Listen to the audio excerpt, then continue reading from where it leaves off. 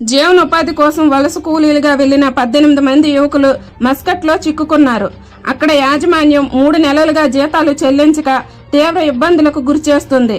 దీంతో చేసేది లేక బాధిత యువకులు సోషల్ మీడియా వేదికగా తమ గోడును వెళ్లబుచ్చారు. వీరిలో ఇచ్చాపురం నియోజకవర్గానికి చెందిన 9 మంది వలస కూలీలు ఉన్నారు.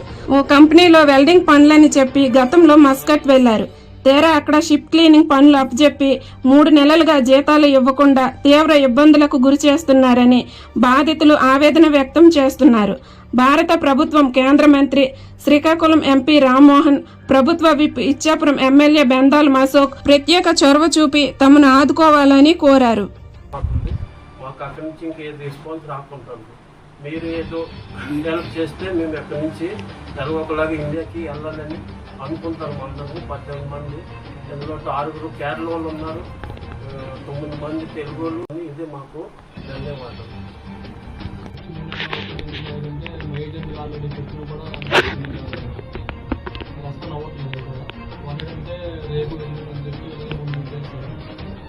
ఎందుకంటే పాస్పోర్ట్ మనం ఎంతో చేస్తారు. చూడండి మన వాళ్ళే చెప్తున్నారు. Police commissioner